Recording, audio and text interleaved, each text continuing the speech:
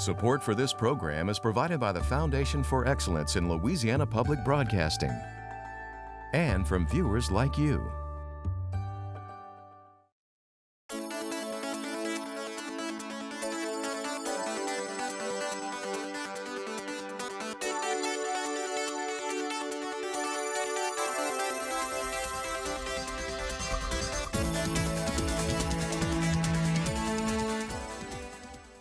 Hello everyone and welcome to Louisiana Public Square. I'm Andre Morrow, host of tonight's very important special, Vaccines, Freedom, Fear, and Facts. In recent weeks, a fourth wave of COVID-19 has swept across our country and our state. Just under 45% of people in Louisiana have been fully vaccinated, making our state one of the lowest vaccinated states in the country. So what are the issues and what are the concerns keeping people from getting vaccinated in Louisiana? Well, tonight we're going to explore these topics with a live audience of young people who are concerned about the push to get the shot. Joining me to help moderate tonight's episode is my co-host, Kara St. Cyr. Kara. Thanks, Andre. It's great to be here. Vaccine hesitancy has been an issue in the United States long before COVID-19, but today vaccines are more polarizing than they've ever been.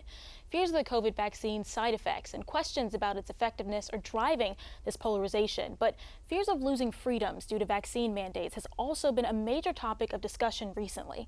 In August, New Orleans created a vaccine mandate for most indoor areas, and recently the Biden administration mandated vaccinations for all U.S. companies employing more than 100 people.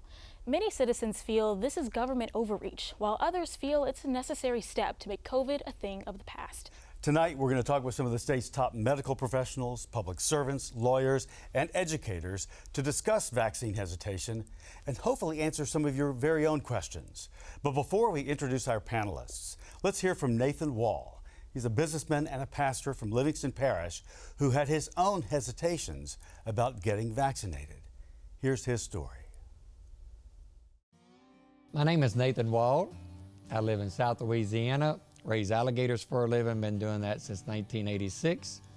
Along with alligators, what we've also done is shrimp, crab, we trap fur, and mom and dad raised us up in church. And unbeknown to myself, starting in April, this past April, felt led to start a church here in Springfield, Louisiana. So I'm a pastor here at Victory in Christ also.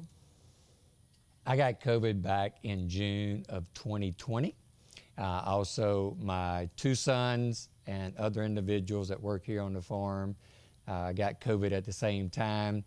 My experience with COVID is I lost taste and smell, very tired, but I was able to continue to work isolated from anyone else.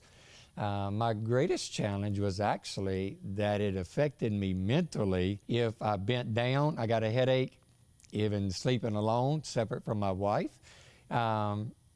Actually come to find out with isolation and with the weakness, I've actually sensed a little depression, and I'm a very strong, confident, successful businessman, but put me in a place that I wasn't comfortable with, and then emotionally trying to overcome being weak, and then just the mental strain of the headaches and concern of also what was going to be the outcome of that with my two boys also getting COVID at the same time. When the vaccines come out, as far as me personally, I wasn't against the vaccines, but I didn't necessarily think it was necessary for vaccines since I already got the COVID myself. There was a lot of things in the media, a lot of things that was said by other people that work here. Some friends of mine got vaccinated. But still at that point, I didn't see a need since I was healthy in my mid-50s. And even my boys, everyone in general around us are very healthy people. As time passed and seen as Delta hit, not the original COVID, but when Delta hit, and then I go visit 3 people in the hospital. Before I got there, one lady passed 2 hours before I got there. She was a middle-aged woman in very good health, and go to the next individual to pray for them. That Monday, they passed. But while I was praying, the nurse come got me, and she said, "Sir, I don't know you, but I see you praying. Would you be willing to come to this room? A family just lost their dad a week ago, their grandmother 2 weeks ago, and their mother is about to pass. Would you be willing to try to come in to comfort the family? It was 2 daughters and a son-in-law standing over their mom. And as we're praying, she literally passed in my hands. And to see the daughters and the son weeping of such desperation of losing their dad and their mom, it broke my heart. It was challenging even to know what to say, because in that instance, both individuals was country, simple, hardworking. They actually craft for a living. Neither one had any health issues whatsoever, and both instantaneously within a 7-day period passed because of a virus. It's hard to grasp. Why wouldn't we protect our family?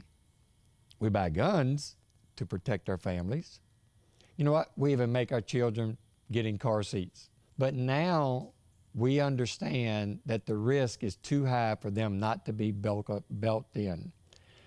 But yet, we have an opportunity to take a vaccine, and we choose not to. Once I understood the benefits of the vaccines, I actually originally mandated it here on the farm. And then after I took it into more consideration, I highly recommended for everyone that works here at the farm to be vaccinated. I also spoke as a congregation here at the church at Victory in Christ that I recommend for everyone to get vaccinations. And so, well, why? Well, try to get you to consider.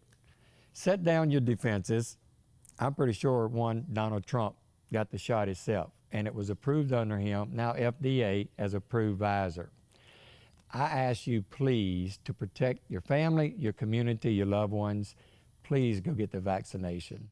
He is speaking straight from the heart, and what a powerful story from that pastor in Livingston Parish. It raises some great questions about faith and freedom for our panel discussion. And joining us in studio for the first time in a long time is our live audience. Students from the Louisiana Youth Advisory Council. They're from all over the state, and the LSU Manship School of Mass Communication. We've asked these students to present concerns of their own to our panelists, who will introduce them now to you. First, the Reverend Katie McKay Simpson is the senior minister at University United Methodist Church in Baton Rouge. That's on the LSU campus. And Katie joins us in studio. Welcome. And also joining us via Skype is Edward Richards. He is a professor of law at LSU, specializing in public health policy, and has also worked directly with the CDC and the Department of Justice. Reverend Simpson, let's start with you right now. And we just heard from a pastor who encouraged his congregation to get vaccinated after struggling with it himself for quite some time. Some pastors feel vaccines go against religious freedoms. Where do you stand on this? And how do you think members of our audience should think about it, and people of faith? Well, obviously, I'm a person that believes in freedom, and not only in the nation, but also in the life of our faith, living with free will. But of course, I'm the pastor of a congregation that had to do that work of discernment as well. And where we landed with my church leadership was that we thought that we were supposed to use our voice of influence in the community to work toward our love and duty toward the common good. So for us, over the course of COVID, I led them, along with my other lay leadership, to mask all of the time so that we could protect those that are most vulnerable. And we began to be a vaccination site for those around campus and others in neighborhoods that were most vulnerable as well. So in a way, we're using our agency and freedom in ways that we think are most faithful to the gospel that we're trying to espouse in practical ways. Things have come from all over the place, and opinions and issues and fears of government overreach have also dominated conversations about COVID, especially in recent weeks. New Orleans created its own vaccine mandate in August. The Biden administration has announced a mandate for U.S. businesses. This for people with businesses employing over 100 people. And vaccine mandates, we asked the question, are they constitutional? So, Mr. Richards, I want to go to you with this question about the constitutionality of vaccine mandates. Let's think about what vaccine mandates really mean. Outside of the military, the government does not force people to be vaccinated against their will. The sheriff is not mandated to hold you down and vaccinate you. What the government does is prevent you from endangering others by participating in activities that might infect others if you're not vaccinated. You can be barred from work, from public transport, from school and other congregate activities. You may refuse vaccination, but the refusal, like refusing to serve in the military when drafted, comes at a cost. In the 1905 Jacobson case, the only real Supreme Court case directly on vaccination, the Supreme Court upheld the right of a community to fine vaccine resistors. If the fine was not paid, the person could be imprisoned, but would not be forcibly vaccinated. Such unvaccinated persons could be excluded from the community because they posed a threat of spreading smallpox. Historically, unvaccinated children were excluded during epidemics, and this caused no constitutional issues. Now let's turn for a minute to the proposed federal vaccine mandates. Only military personnel are required to be vaccinated, and that is well within the powers of the military. The mandates do not require federal or contractor employees to be vaccinated. They do require unvaccinated employees to be frequently tested for COVID. This is not a constitutional problem, but there are questions of whether OSHA has the statutory authority to require the testing. The federal government should also have the power to exclude the unvaccinated from aircraft and passenger trains. It has not announced any plans to do this at the moment. Mr. Richards, thank you very much for that. You know, we wanted to include as many voices from our state as possible in this program. So let's now get some of the people who were willing to share their hesitations about the COVID vaccine. Listen to this. I'm not 100% comfortable with the vaccine due to the fact I don't know what the vaccine is or consists of. I feel like everyone has the opinion to do what they want to do with their body, right? The same way that people are able to do what they want to do with their body when it comes to women and the abortion and things like that, right? So with that being said, I really feel like we shouldn't be made or forced to do anything that we are not necessarily comfortable with, but hey, to each his own. My hesitance about getting the vaccine is just that I am not a fan of the government telling me that I need something. I mean, I've never had the flu, didn't get the flu shot, and I've never had the flu. Growing up, I didn't really get all my vaccines. My daughter's father and I didn't really get my daughters all of hers because we didn't really see the necessity of it. And plus, I don't know what's in it, so I don't know what's going into my child. And I just don't think the government should really tell us what, how, when for me, I just believe that had we had a handle on it, like we've had a handle on everything else, this could have been stopped. And so now it's here, and then you say, oh yeah, it's FDA approved. Well, no, it's not FDA approved on these vaccines. Oh, it's not gonna harm. Oh no, it is gonna harm. Okay, you may get it still. Oh, you may not get it. Until you can give me some real truths, I'm good on just not getting at the moment. I don't know what tomorrow may hold. I may change my mind, but right now, I think I'm good. So body autonomy is clearly a big issue for people considering the vaccine. What do you say to these people who suggest that no one should be forced into getting something that they simply do not want? Well, I appreciate that question, especially being a female pastor dealing with women that are struggling with body autonomy in social issues, just as the first person quoted continues to bring up. I think it's grown at its best some compassion training in others that haven't thought about being put in that place. Of having to deal with a type of mandate. I think body autonomy also is challenged a bit when it comes to my tradition and so many others that continue to preach from scripture or other faith traditions in which we have some connection.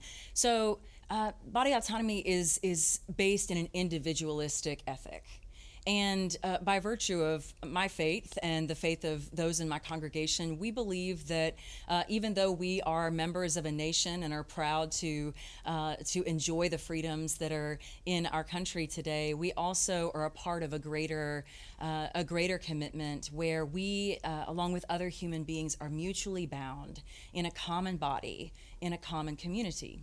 And when you talk about body autonomy and freedom, there's a sense where the freedom for someone who is unvaccinated to go into a classroom and implicate or put at risk those students, at least from our vantage point, that's part of where that autonomy ends. And it's where our commitment to each other, being mutually bound for each other's best benefit and the common goodwill begins.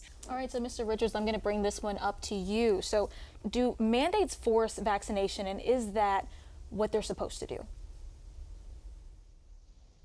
Well, mandates encourage vaccination by putting a cost on not being vaccinated. But that's always made the constitutional question a little different than what people think of, that they're thinking that the sheriff is going to sit on them, as I've said before, and vaccinate them. In fact, they're just going to have a choice between participating in other activities or getting vaccinated. That seems like a fair trade-off. We've lost our fear of the diseases. There have not been major outbreaks within the lifetimes of a lot of people that are thinking about vaccinations now. The issues become politicized, and what I find so frightening myself is that we've had almost 700,000 people die, which is more than died in any of our wars. It's not as many as died per capita in the 1918-1919 pandemic. But it's still a frightening number of people who died. It's many multiples of the number of people who died with the 9/11 attacks. And yet we don't have any of the sense of community that we had in World War II or in other situations where the country is facing a national security threat.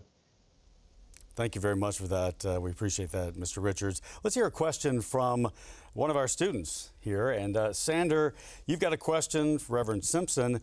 Please introduce yourself, tell us where you're from, and state your question. Hi, I'm Sander McComiskey. I'm from Covington. And my question is, when religious leaders such as Pope Francis and Michael Curry have stated that there is no legitimate religious objection within their religion to vaccination, and even called it an ethical obligation, what is the possible justification for awarding an exemption to a Christian? Sandra, thank you for your question. You're right. There are many religious leaders that have spoken to the fact that most of the debated points where Scripture might argue against vaccination have been debunked by now. And if you look at all the doctrinal statements from the Catholic Church, at least in the Christian traditions, from the Catholic Church to different Protestant bodies that actually do have a collective stance written down and assented to by those respective bodies, none of them over the course of history, not even just now, but over the course of time and deliberation have said anything against receiving vaccinations. So when we come to the place where it doesn't come from a scriptural point of view, often the requests for exemptions that I have encountered and fellow clergy of mine have encountered come from a place of individual and personal discernment. So, for instance, someone recently told a friend of mine that they heard God say explicitly to them that they are not supposed to take the vaccine and that they were struggling with anxiety about their workplace mandating them to do so.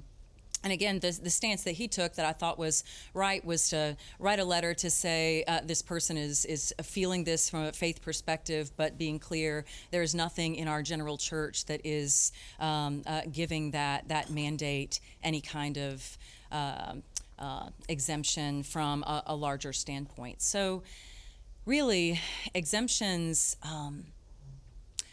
I find, again, these exemptions to vaccines are coming largely from a more political stance than they are a religious or scripturally based one. And so we have to really weigh whether we'll continue to allow that to happen in churches. But the challenge is formidable, and I think we're still trying to figure out how to navigate it well while upholding and honoring people's agency as much as we can.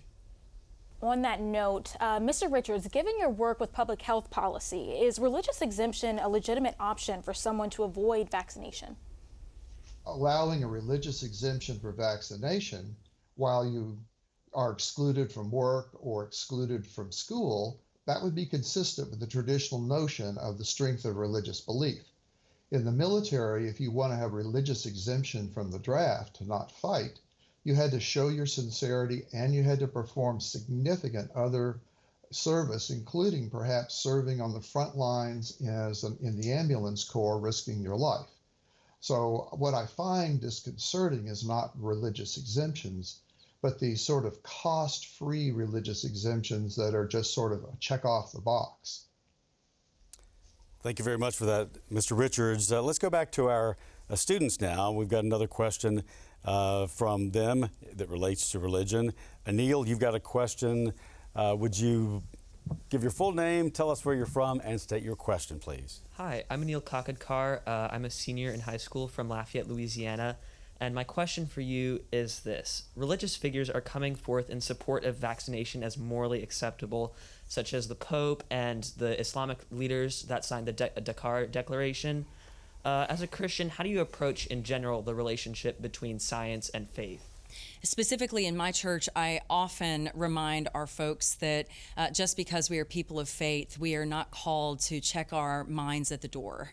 And so, I think about the fact that so many voices out there are saying that science is inconsistent with faith or with religious belief or even spirituality.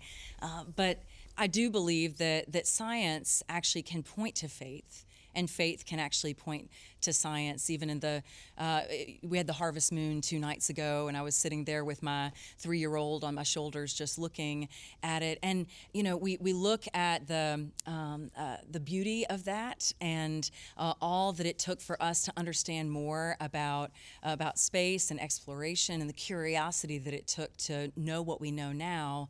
In a way, I can't help but think about more transcendent and existential things that are truths for us in the midst of that relationship.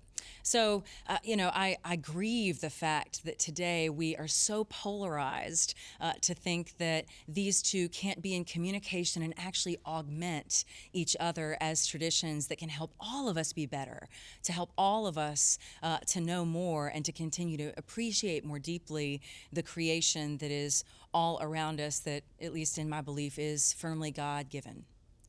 Reverend, thank you so much for that. We're going to go back to our students with another question now. And let's hear from Sean. You have a question for Professor Richards. If you'd state your full name, tell us where you're from, Sean. Yes, sir. Hello, I'm Sean Myers, and I'm from Church Point, Louisiana. My question is, in the Supreme Court case of Zoot versus King in 1922, it was decided that schools can constitutionally exclude unvaccinated students from attending classes. If and when the COVID-19 vaccination is mandated in schools, do you believe that this federal case will hold judicial precedence almost 100 years later? That's been pretty clear. In fact, it's in the Louisiana law right now. I think what we have to deal with is the actual political realities. Public health officials very seldom push their constitutional authority. As I say, under the existing Louisiana law, the unvaccinated students, say at LSU, could be excluded. And more generally, anyone who is eligible to be vaccinated, who isn't vaccinated, could be excluded. It's not a constitutional problem, but it is a political problem. Public health officials are appointed by governors. They're controlled by legislatures. They seldom can do as much as the Constitution would allow them. Thank you very much for that answer. And we want to thank everyone, Reverend Simpson and Mr. Richards, for your thoughtful comments, really helping us think through this maybe in a slightly different way than we have before and have a better understanding. Next, we're going to talk with some of Louisiana's top doctors to help us address some of the medical concerns that people continue to struggle with. But before we talk with our panel, we're going to hear from a recently retired ICU nurse who has several medical concerns herself that have kept her from getting the shot. Here's what she had to say. My name is Kathy Delatte. I have been an ICU nurse for the last several years. I've been a nurse for just over 20 years and have worked in the COVID unit in the hospital where I was employed. And prior to that, I had done OR nursing and recovery room nursing. So I've found myself to be vaccine hesitant, mostly because my husband and I both had COVID last fall and we recovered, and he got the vaccine about 4 months later, and he had severe reactions to the vaccine. So that's given me pause about getting the vaccine, thinking that we have adequate protection in all likelihood from previously been infected with COVID. My other reason that I've hesitated is because I have a factor in my blood that contributes to the propensity to develop blood clots. And I have had blood clots in the past in my lungs. I'm probably closer now to getting the vaccine than I was 2 months ago. And that's primarily because some people here locally that I know are being profoundly affected by the virus. There's this widely held belief, and I see it in comments on social media. They think that the people who are hesitating to get it are part of some conspiracy believing cult that we don't want to get it because any number of reasons, but that we're ignorant and that we don't even understand why we're not getting it yet.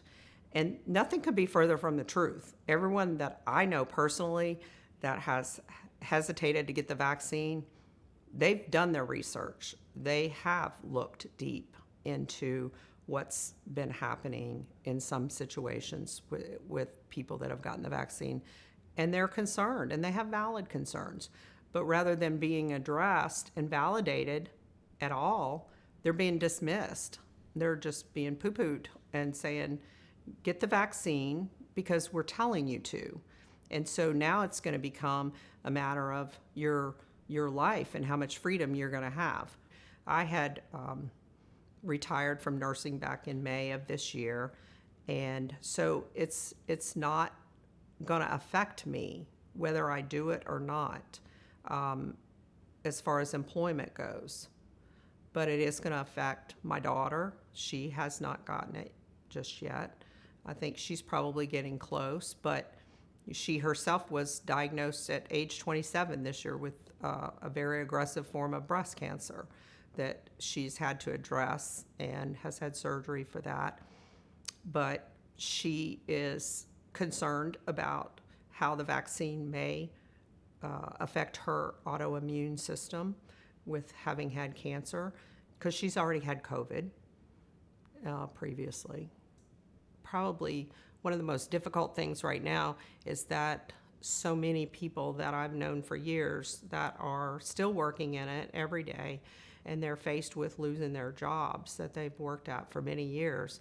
And so they do literally feel like they've gone from hero to zero, because it was okay for them risking everything, including the safety of their own families, to come and do what needed to be done. And now it's like, okay, we don't really care what your reason is for not wanting to get the vaccine. You just don't have a job after such and such a date if you don't. And it's that heavy-handed, mandated approach that I think is just what is causing so much anguish with people. It is fascinating hearing these questions raised by an ICU nurse, and we are grateful to have an esteemed panel to unpack many of these issues. First, Dr. Joseph Kanter is State Health Officer and has been updating us weekly on Louisiana's COVID numbers. Along with the governor, you've been at the forefront. Dr. Kanter, welcome to you. Also, Dr. Catherine O'Neill is the Chief Medical Officer at Our Lady of the Lake Hospital in Baton Rouge. You've also been at the forefront of many of these news briefings that we've seen during the past year. And also, we want to welcome Dr. Nelson Perret as the Medical Director at LSU and working directly with students, which has taken on a new interest just of late with some students no longer being enrolled at LSU. Dr. Kanter, let me begin with you first. And we just heard from this retired ICU nurse who isn't ready to get vaccinated. She says she's a little closer to it, but not ready yet because of concerns with blood clots and some medical issues, and also raises a great point of people who feel like they are being told, get the vaccine and stop asking questions, but just get it. What do you say to her? And I guess simply, are the vaccines for everyone? Yeah, I have a lot of respect for what Kathy said, and I'm glad that she articulated it. She's absolutely right that I think the default is to just demonize people that have made a different choice, when in fact people are making choices based on information that's important to them or perspectives or things that you might not know. She has deep experience with this, but she also has a daughter who's high risk for complications of COVID because she's a cancer patient. All of those need to be taken into consideration. The first thing I would say is have that conversation with your doctor.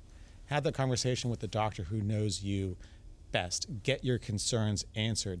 If this was my patient, what I would say is if you have particular concerns about clotting, the phenomenon, it's called thrombosis with thrombocytopenia, is specific to the Johnson & Johnson vaccine. It happens in about 7 out of 1 million women aged between 18 and 50. It's relatively small. The risk of getting a blood clot from COVID itself, by the way, is about 10 times higher. But if that is your concern, I respect that, and I would advise my patient to get vaccinated with Pfizer or Moderna instead to alleviate that concern. But most importantly, don't just take those concerns and stop there. Have the conversation with your doctor, air it out. There's probably good perspectives out there that you should give yourself the benefit of hearing. I've got another question for you. The pandemic and the stress of dealing with a brand new virus that scientists have had to combat in real time, on the fly in many cases, and it's created some trust issues as people say, well, they're changing their minds. So what are we to believe? For example, with the public. So how do you mend that? Maybe rebuild some of that trust that was never an issue before, it doesn't seem like, and build more confidence in medical professionals moving forward as they discuss the vaccine and what needs to be done? I think you do it with respect for people's viewpoints and what concerns they have. And I think you do it with the facts and the evidence, and you keep coming back to that, and you acknowledge that the facts and the evidence can change as more studies come out. You know, look at the booster shot conversation right now. There's an active and vigorous discussion, debate amongst medical professionals and public health professionals about what the right thing to do is. That doesn't mean that one side is right or wrong. It means we're living this pandemic in real time. And so the science is coming fast and furious. So you have to be humble enough to know that the best guidance might change, and someone might be experiencing concerns that you haven't even considered. So you have to meet people where they are and honor the concerns that they are feeling. Dr. O'Neill, Dr. Perret, I'd like for you to address this also. How do we mend that trust? Dr. O'Neill, let's start with you. I think it's a trust that in medicine we go through so often that we take it for granted. We debate each other.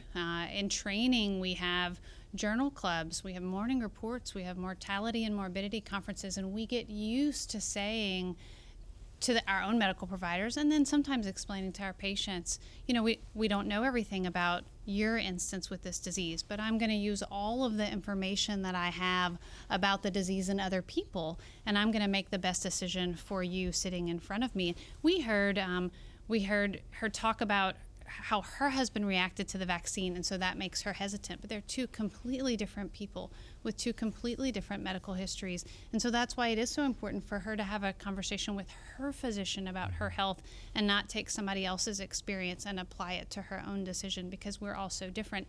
And I think that from a physician perspective, from an education perspective, we have not laid that out for the public. How often in medicine we have these debates, how often we have really good conversations about where we are, what we know, and how to move forward. And I think it's time to take that into people's living rooms and show them what a healthy debate looks like and how then we proceed forward with a new plan, which we've done in the pandemic, but it has made people feel like we don't know what we're doing. Instead of saying we're learning every single day, learn with us. Right, exactly. Dr. Perret? Yeah, I think we have to be transparent with the data.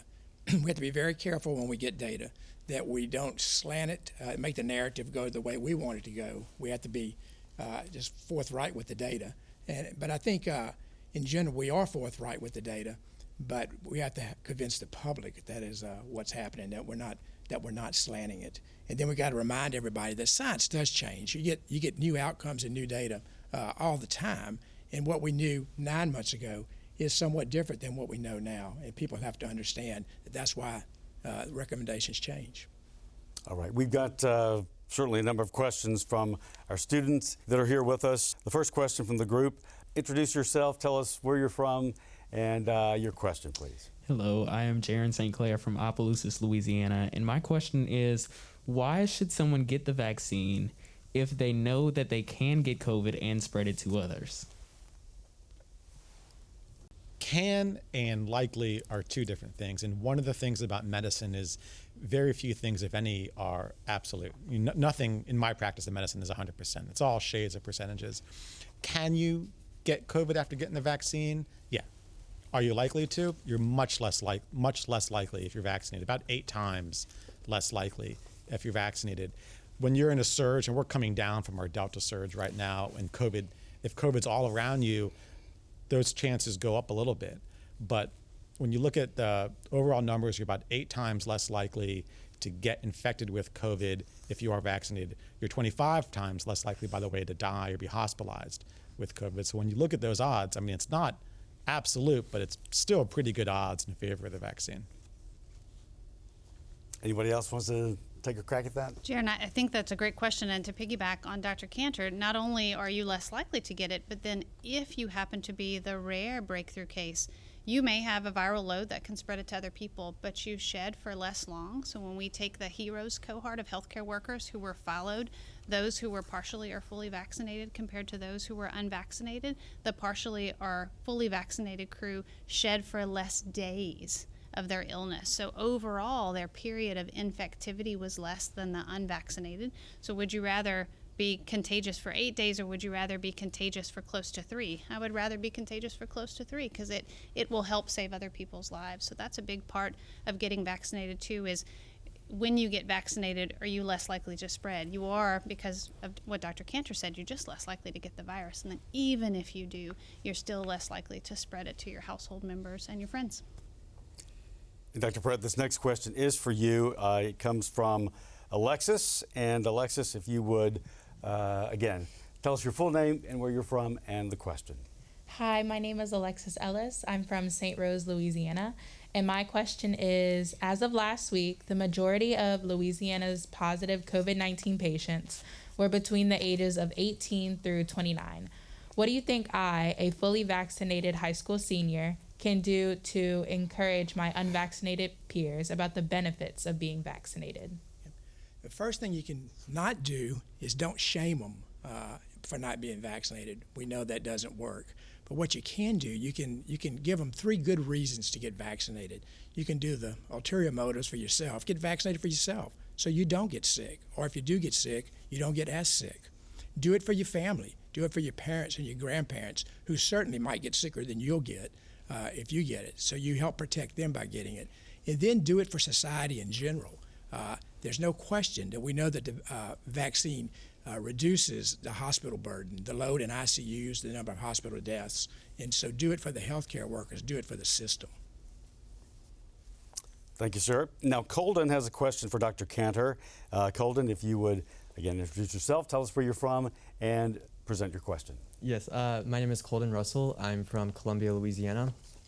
So Dr. Kanter, as the leading medical professional of the Louisiana Department of Health, one of your primary goals has been to eradicate health disparities and make public health generally more equitable in the state of Louisiana. So how has vaccine rollout been equitable up to this point? And what are your plans to continue ensuring that everyone has similar access to COVID vaccines? That's a great question, Colton. And a big focus, one of the unfortunate realities of COVID, particularly earlier on in our pandemic, is there were wide disparities in health outcomes. Black Louisianans were dying at a higher rate of COVID than white Louisianans. Those rates have approached equal right now, but earlier on in the pandemic, they certainly were not. Equity in vaccines is so very important. I'll tell you, we actually do very well in this compared to other states, but I'm never going to say it's enough. So as of today, between 30 and 31% of all vaccine doses are being given to Black Louisianans, who represent between 32 and 33% of the population. So that's close. It's closer than most other states are to that measure, but not nearly enough, and we still have a lot of work to do, particularly amongst communities that have the most to lose with this pandemic. I'll tell you, as we've moved from having vaccine limited in supply to now having more vaccine than we can use, which is where we are now, and we have a lot of vaccine providers, about 1,500 across the state. That's a lot for a small state like Louisiana. The issue becomes less, is the vaccine technically available? Is it in a pharmacy? Is it out there? And more, is the right messaging being communicated? And do people have their concerns answered? And what we need to do is work to empower trusted messengers within communities. I need to be humble enough to know that I'm not the best messenger for everyone in Louisiana, certainly not in communities where people don't look like me. But I need to help empower those voices who are, so that the myths, the misinformation, the things that are just not true but keeping people from getting vaccinated get answered in a way that people can trust and have faith in. Dr. Kanter, thank you for that. We've mentioned this. The booster shot has been in the news a lot lately, and that's for some. The shot can't get here soon enough for some people. Others feel like it's being rushed. I do not believe that people should be getting booster shots at this time because the vast majority of the world has not yet had the opportunity to take the vaccine. So it seems a bit selfish of us as a country to be giving a third shot to people when the vast majority of the world hasn't even had their first. That viewpoint and the question for everyone, are we being selfish if we go ahead and get boosters before the rest of the world is even nearly caught up to where we are? Dr. O'Neill? Dr. Kanter gave me some inside information before we got here, so I feel like it's his answer. But I'll You'll take all it. get a chance. We learned from Yes. him, so and that's what medicine is all about. One of the things that we do know about our vaccine supply is that much of our vaccine supply has an end date. That if we were to take it right now out of Louisiana and ship it to another country, it would expire before it was utilized in those countries. So we have a surplus that we have to do something with, and we've already talked a little bit about how we're starting to see the want for vaccinations, at least first doses, go down. We have a large want for booster shots amongst those people who are ready for their booster, amongst those people who have risk factors that we know lead to infections, even when they're fully vaccinated. And those are our immunocompromised patients, our people at the extremes of their age. And so at the end of this week, we should hear some firm recommendations on who should receive a booster outside of immunocompromised. And we have those doses available, and they need to be used, and they need to be used fairly quickly. And so I do think that while many people have the view that we need to make sure everybody gets vaccinated, we share that view. We also have to use the supply we have wisely and not let a single dose go to waste. And if we have doses at the ready for boosters, and we have a population who we know is at risk, it does also seem very prudent to use those boosters where they're most needed. Other comments? I would add, it's not an either-or situation. And let's be clear, this pandemic does not end until it ends across the globe. If there are countries that are left behind, they will continue to transmit. There'll be new variants that will sooner or later be not a good match for our vaccines. I mean, we can't get ahead of this pandemic until we do it in a global fashion. But I think we can still do that while we follow the science here. And look, I mean, we are going to look at the data, and it's coming in fast and furious now about if boosters work and who they work for, and we're going to make public health recommendations based on that data. At the same time as the federal government works to procure more vaccine for the world. You have to do both. All right, thank you very much. Kara? So there's been a lot of back and forth on the messaging since this virus really started, from don't wear a mask to mask, from you need a booster shot to you don't need one. But as we know, science changes. Do you think because the science changes, people choose to question its validity? I think that's an end effect of that.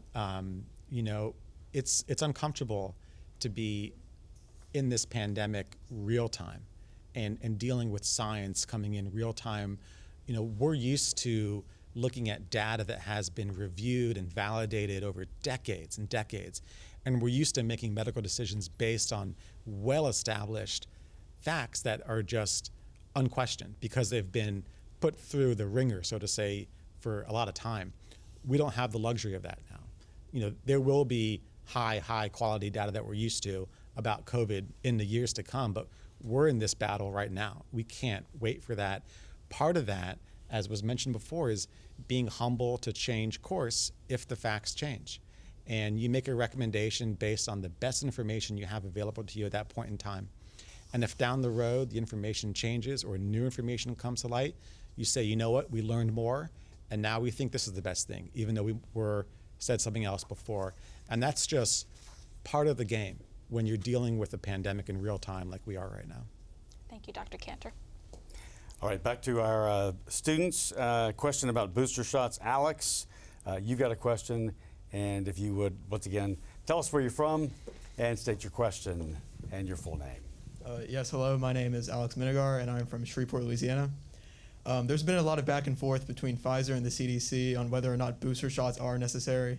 Are booster shots necessary, especially for younger people like us? The answer is yes and no. I think booster shots would help you. They're going to increase your immunity. They're going to reduce the chance of you getting disease and getting severe disease. Yet, you say people like us, you're referring to young people. If we have a reduced supply of booster shots, the young people probably should be the last to get it because you don't get as sick with COVID. So are they necessary for you? Not necessary. Are they helpful? I think so. Yeah. I think that, again, as we've talked about today, so much of our decision about boosters and about the schedule of these vaccines is based on the evolving science. And for young people, the percentage of people who enrolled in the original studies for Pfizer and Moderna was a decent percentage of young people. But we have added more and more young people as we've seen this pandemic progress. And so we're learning from that cohort of people who have received their vaccine, many who are still within the first 6 months of having received their vaccine. And so knowing about waning immunity will take some time. So today, as Dr. Perret said, the evidence that breakthroughs are happening at a large rate in the 20 to 30-year-old population is just not there yet. But that doesn't mean it won't be there as we gather more data and as we get further and further away from those original shots. And we'll learn from that, and I think we'll be better informed when we hear recommendations come out about boosters in that sort of 12 to 30-year-old population of people. Once again, real time. Another question about booster shots. This is from Jaron. If you would state your question and your name once again. Hello, once again. I am Jaron St. Clair from Opelousas, Louisiana. I've heard that the Johnson & Johnson vaccine is less effective than Moderna and Pfizer. If that is the case, can those who have been vaccinated with the Johnson & Johnson vaccine eventually get a booster shot of another variety that could be more effective? Thanks, Jaron. Two good questions, by the way, from you. A little bit less, but still really good is the bottom line. I mean, Johnson & Johnson's effectiveness is in the 70% range, which is still extremely good for vaccines. The best data to date, and again, that all might change with some study that's going to come out tomorrow, but the best data to date is that Pfizer and Moderna are a little bit more effective. But again, when you're in the 70s and above, it's all pretty good. There are studies right now looking at whether it's helpful for people that got Johnson & Johnson to either get a second dose of Johnson & Johnson, and it looks like it might be, or to get a dose of something else, and that data still hasn't come in yet. So I think the best we can say is we're going to follow the data, and if there's good data to show that people that got J&J should get a second dose of one type or another, that'll then be the recommendation, but it's a little bit premature to say that now. Thank you, sir. This next question for Dr. O'Neill, and it comes from one of our students, Marissa. Give your full name, where you're from, and the question, please. Hi, I'm Marissa Butler. I am a senior, a part of the LSU Manship School. And my question for Dr. O'Neill is, with the reopening of schools, have you seen an uptick in cases among young people? And with Pfizer now saying that its vaccine is safe for young adults and for young children, will vaccinating children actually help with the overwhelmed hospitals? Thank you for that question, Marissa. We have seen a couple of things with this surge. The first is that we've seen more people in the young cohort that you're talking about, so grade school and college-age kids. We've seen more people get COVID in this surge than we have seen in any surge before that time of that age group. And that age group is also now our highest age group. I think, Alexis, that you mentioned this earlier, that we're still seeing an incredible amount of cases in that particular age group. So while we're seeing hospitalizations go down and we're seeing cases in other age groups go down, we're still not seeing that age group go down like we'd like to see. Like we want to see to know that this surge is really over. And we also know that our young age group is the age group that we still have so much room left to vaccinate. So knowing that vaccination decreases spread, knowing that vaccination is safe, and knowing that vaccination in a cohort of people who spend so much time together can be really, really helpful in keeping spread from occurring, we know that children over the age of 12, college kids, should get vaccinated. What we also know is that those people, children over the age of 12 and college kids, live together, but then they go home every day, right? Sometimes on the weekends to wash their clothes, but sometimes home to their grandparents and to their parents who may be vaccinated, who may be unvaccinated, or who may be under-vaccinated, meaning they're still waiting for their booster, right? Or they may have a condition that puts them at risk. And that's what we're worried about. It's not just the spread within that age group, but the spread to people who we need to be protecting by vaccinating that age group. So a very complicated question, a great question. We know through flu studies that the better you vaccinate the younger age group, the less flu you see in the high-risk age group. And so taking that data, like we talked about from so many other diseases that we've studied so much better than this one, if you go with flu data, you know that if we vaccinate the K through 12 population really well, we will have a better COVID season like we have better flu seasons when we're better vaccinated. Dr. Perret, have you seen an uptick in cases at LSU since it reopened? How are students you see on a daily basis taking the vaccine mandate? We saw an uptick right at the very beginning of the semester, but fortunately over the last 2 weeks it seems to be going down a little bit now. As far as how are the students taking the mandate, I think the students are receiving it fairly well. There's a percentage, I'm sure, who are not, but it's been reported we have 80% of our students vaccinated now, and we've given quite a few vaccines at the Student Health Center, and the students seem very receptive to it. Thank you. You know, I want to give you time right now to talk to people out there who are still on the fence. They're thinking about it, they're not sure, they hear somebody say something. What would you say to them? Give your 30 seconds or 45 seconds of best dialogue to them right now. What would you say to people on the fence? I'll go ahead and start. I'll say, you know, while it's true that most people who get COVID don't get that sick, and that's even more true if you're younger and healthier, that's not absolute. And the thing about getting COVID is it's like Russian roulette. You know, those stats don't mean a darn thing if it's you that get really sick, or if it's your kid or your mom or your dad that get really sick. And COVID does strange things, and we don't even understand why some people get really sick and some people don't. But I don't think it's worth it. You know, today we unfortunately announced our 7th pediatric COVID death of this Delta surge in someone below the age of 18. That's the 16th we've had overall since the pandemic started. If you're that family, those stats don't mean anything. I don't think it's worth it. I can tell you I've dealt with many families who have been on the other side, and they will tell you it's not worth it either. And if you wait that long to get vaccinated, it's too late. So with 18 months experience of this pandemic, with 380 million doses being given of the vaccine across the country, that's a lot of data. That's a lot of data. The vaccine's really safe, it's really effective, and the risk, in my personal and medical opinion, is just not worth it right now. Dr. O'Neill? We talked earlier about how many questions there are still left unanswered, and people are still researching and looking for the right answer for themselves. And every time I think about why should somebody choose the vaccine who hasn't already? There's still going to be a ton of data tomorrow and the next day and the next day to review, and they could keep waiting. But what's the goal? Everybody's got a different goal in life, personally. What's the goal when you look at the vaccine? My goal, personally, is to stop this pandemic. I selfishly am very tired of it. I want to respond to invitations to go to dinner with people without hesitancy. I want to see my children go to a regular homecoming. I want to stop wearing a mask. I want it to be like it was before. That's my goal. And every time I think about that goal, the only way I see out of this pandemic quickly is vaccination. We'll end the pandemic eventually, but the ability to get to some sort of herd immunity naturally may take years, years of variance, years of pain and anguish of all of these people who didn't think it was going to be them. And that just doesn't seem very satisfying.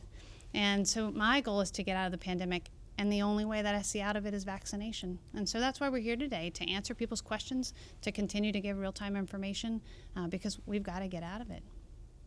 And Dr. Perret? I think the vaccine is safe. I'm convinced it's safe. And I think most physicians are convinced it's safe, because if you look at statistics, 96% of physicians in the United States have been vaccinated against COVID.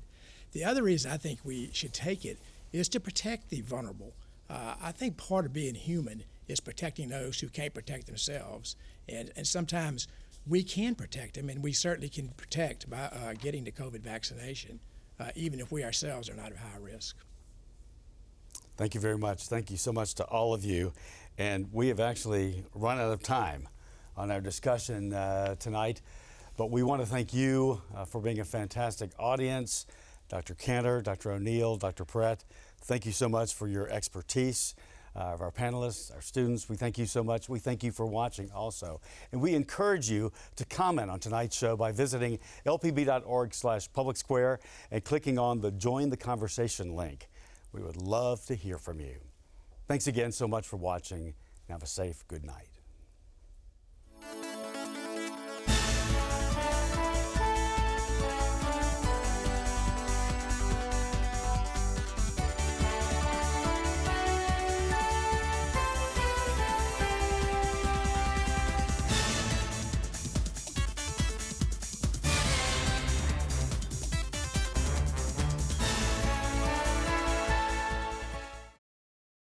For a copy of this program, call 1-800-973-7246 or go online to www.lpb.org.